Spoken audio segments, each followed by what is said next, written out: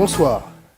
S'il y a une image qui, pour moi, résume les challenges et les défis de notre continent, c'est ces bateaux de migrants qui cherchent à forcer la porte d'entrée de l'Europe. Dans ce bateau, vous avez des personnes qui ne savent pas nager, des personnes qui, consciemment, ne chercheront jamais à entrer dans une piscine du premier hôtel ici à Ouagadougou, mais qui vont quand même prendre la décision de monter dans un bateau où ils savent très bien qu'ils ont une chance de tomber dans l'eau, donc de mourir. Ce n'est pas seulement triste à cause des vies que nous perdons, mais c'est également triste à cause du potentiel extraordinaire qui nous échappe. Imaginez quelqu'un qui ne peut pas rentrer dans une piscine ici, qui est prêt à affronter les flots de la mer.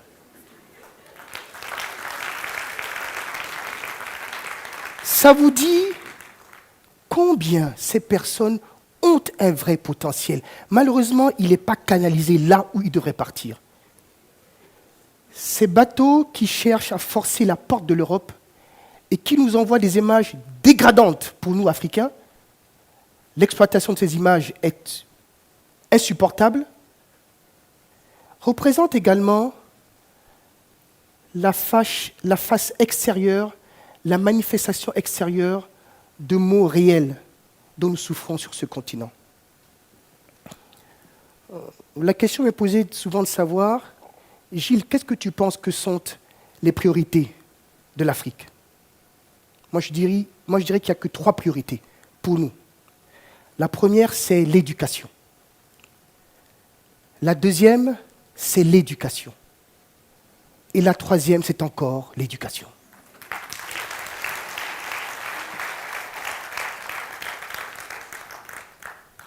Mais si je veux aller un peu plus loin, je concéderais, mais volontiers, que le deuxième pilier de l'émergence, c'est la santé. Mesdames, Messieurs, notre système scolaire va en vrille. Nos systèmes sanitaires sont totalement dépassés. Nos hôpitaux sont des mouroirs. Et même lorsque nous avons des médecins de grande qualité, des infirmiers, des infirmières, des sages-femmes dévouées, ils et elles ne peuvent pas opérer, travailler normalement parce qu'il n'y a pas de moyens. Nos États ne comprennent pas qu'avant l'infrastructure, c'est l'éducation et la santé. Nos États ne comprennent pas également que le bénéfice que représente la démographie peut être pour nous une malédiction si on ne fait pas attention. Les grandes communautés, les grands ensembles, les grandes nations se sont faites parce qu'elles avaient du monde, mais qu'elles avaient du monde qui œuvrait pour quelque chose en commun. Lorsqu'on a des milliers, des millions de désœuvrés, tout ce qu'on prépare, c'est une bombe sociale. Et cette bombe, c'est une question de temps. Elle va exploser. Mon nom, c'est Gilles Ataï. Je travaille maintenant depuis 33 ans. 22 années comme travailleur régulier pour de grandes multinationales. Et je sais que dans la salle, j'ai des collègues avec qui j'ai travaillé il y a encore quelques années, mais depuis 11 ans. J'ai décidé de me mettre à mon propre compte et j'ai ouvert Johannesburg, puis après Abidjan. Aujourd'hui, on fait du conseil, on fait beaucoup de formations et on fait beaucoup de développement en développement personnel. Mariama, c'est mon épouse, et moi, avec des amis, nous avons décidé de monter le 19 février l'année dernière cette initiative qui s'appelle Afrique Consciente. Parce qu'on a bien compris ce que je vous ai dit. Et on a compris qu'avec l'âge que nous avions, avec la tonne d'expérience que nous avions, avec les quelques réseaux que nous avions, nous pouvions enfin commencer confortablement à rendre à ce continent tout ce que nous avons reçu. Je suis grand-père. Hein. Ma fille, plutôt ma petite fille Yana, je veux qu'elle vive dans un monde qui n'est pas celui que je connais aujourd'hui. Et Afrique Consciente est peut-être une des solutions à côté de toutes celles que j'ai déjà entendues ce soir. Afrique Consciente c'est une initiative fondamentale pour l'Afrique. On commence petit. Doni, n'est-ce pas, Patricia? On a commencé petit, le 19 février 2018. Aujourd'hui, sur les réseaux sociaux, nous avons 25 000 personnes qui nous suivent. C'est juste en un an. Et je ne suis pas, regardez mon âge, je ne suis pas la personne la plus éduquée en ce qui concerne les réseaux sociaux. Mais il y a tellement de pertinence dans ce qu'on fait. Parce qu'il y a 3 objectifs pour Afrique Consciente. Le premier objectif, mesdames, messieurs, c'est il faut que les Africains, on se regarde différemment. Les Africains, aujourd'hui, pour une grande majorité, nous rasons les murs. Nous nous excusons d'être Africains. C'est même quelque chose qu'on doit toujours dire. Ah non, vous savez, chez nous en Afrique. Mais tu sais quoi, vis. Fais ce que tu as à faire. Les autres ne s'embarrassent pas de te dire, chez nous, tout ce que tu veux, on fait comme ça. La première chose que nous recherchons avec Afrique Consciente, c'est que le regard que l'on porte sur nous-mêmes, notre propre regard sur nous-mêmes, il faut qu'il change. Parce que si ce regard sur nous-mêmes, il n'a pas changé, alors tout est plombé. La deuxième chose, c'est que nous voulons que le regard et la considération que nous portons sur notre mère, l'Afrique, ils changent. Je me rends compte que peu d'Africains connaissent leur histoire. Peu d'Africains savent même que l'histoire existait avant le choc de l'esclavage. Allô? On existait avant, hein, vous saviez? Et on avait des choses qu'on faisait bien. Ce n'est pas du jour où cette chose est arrivée et tombée sur nous que l'histoire a commencé à s'écrire pour nous. Et même après ça, elle a continué. Je le dis parce que je le sais. L'histoire que l'on connaît de l'Afrique, elle est erronée, elle est tronquée, quelquefois à dessein, mais elle est totalement incomplète. Commencez à chercher l'histoire. Commencez à savoir qui vous êtes en réalité. Et laissez-moi vous dire, vous ne marcherez plus comme ça, vous marcherez comme ça. Donc, le deuxième objectif, c'est de changer le regard, la considération que nous portons à notre mère Afrique. Et laissez-moi vous dire, vous ne pouvez rien aimer si vous ne connaissez pas. On n'aime que ce qu'on connaît. Mesdames, messieurs, vous les jeunes Africains dans cette salle, commencez à lire sur votre histoire. Sachez qui vous êtes.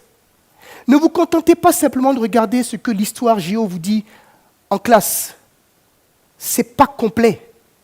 Cherchez, fouillez. Et je vous le dis, parce que c'est la vérité, même sur Internet, il y a des choses qui sont vraies qu'on peut retrouver. Et vous aviez ici un monsieur de grande qualité, professeur Joseph Kizerbo. Lisez ce qu'il a écrit et vous saurez un peu plus qui vous êtes. La troisième chose, troisième objectif, c'est qu'il faut que nous comprenions enfin, Doni encore, chacun de sa place doit faire sa part. Si chacun de nous faisait juste ce qu'il avait à faire, sans regarder ce que fait ou ne fait pas le voisin, ce continent serait différent. Moi, Gilles, je dois faire ce que je dois faire. Toi, tu dois faire ce que tu dois faire. Toi également, Orange devant moi, fais ce que tu dois faire. Je vais vous dire comment ça se manifeste. Les gens me disent, « Ah, nos chefs, nos grands chefs. » Je dis, « Tais-toi, tu n'es pas le grand chef. » Il fait peut-être pas bien, je n'en sais rien. En tout cas, je n'ai pas l'impression qu'il fasse bien. Je suis d'accord avec toi. Mais toi, que fais-tu?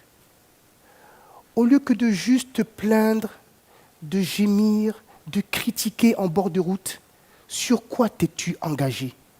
Est-ce que même, tout à l'heure j'ai entendu parler, est-ce que même au moins ta cour tu la balaies? Est-ce que tu connais même ton voisin? Est-ce que lorsqu'il y a une crise à côté de toi, tu essaies d'aider? Et tu dis que lui, il fait mal? Mais c'est heureux que nous sommes d'avoir au moins lui. Parce que si c'était toi, ce serait pire.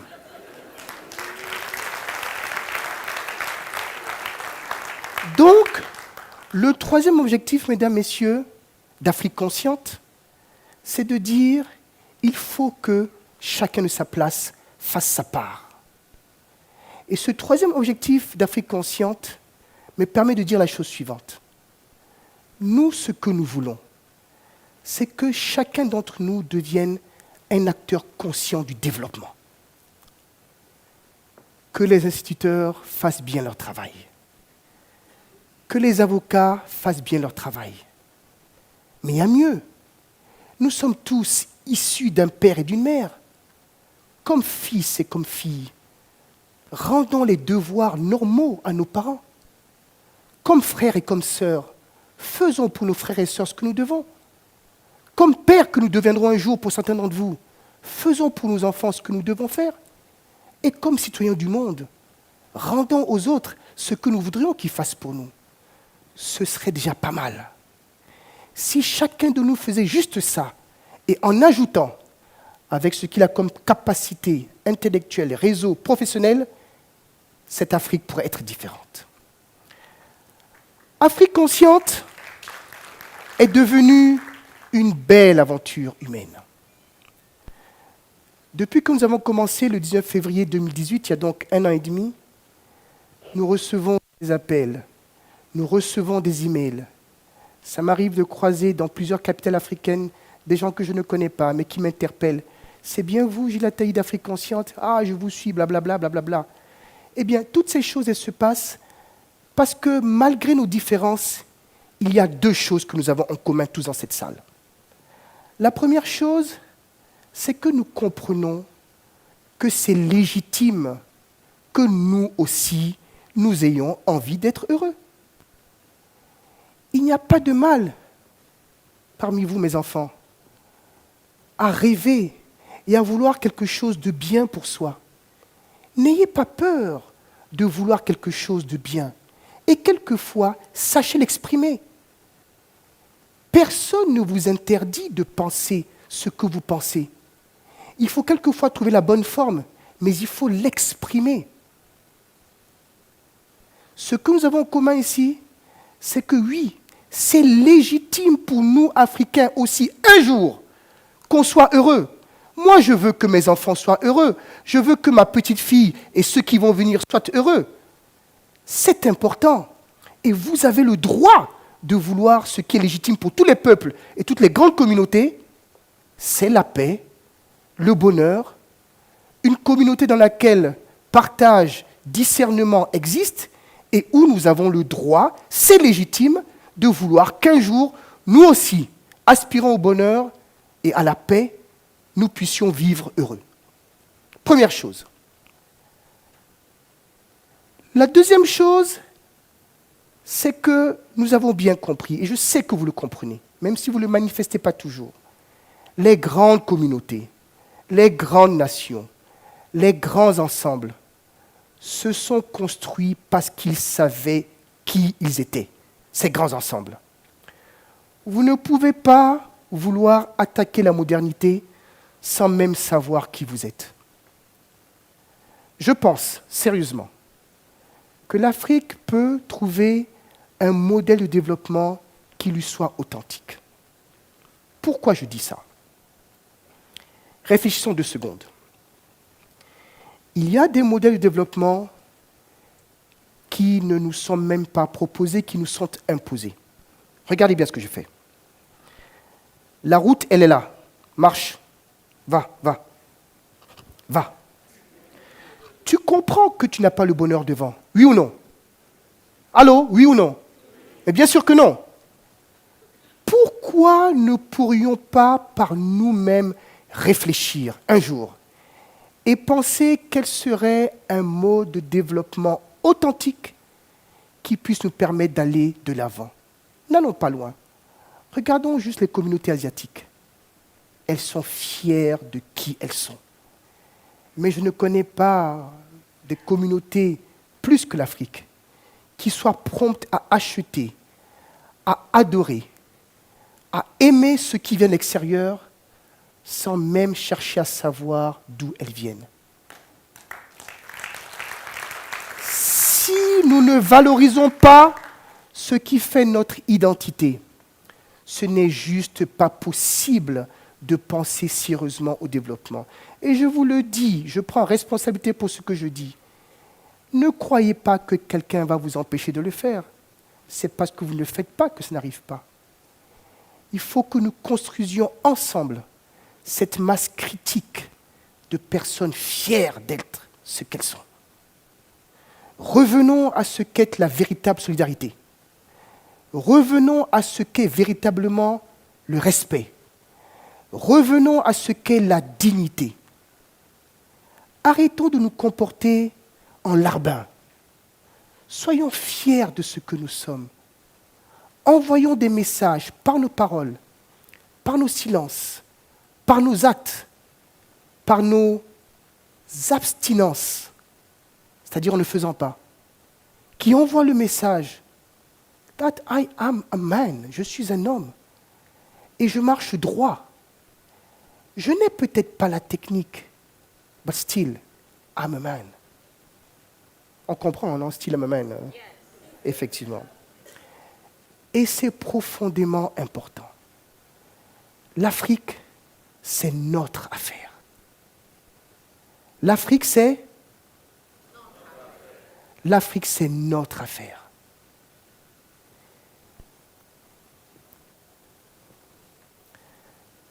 Je vais essayer de ne pas être trop long. Je m'apprête maintenant donc à conclure.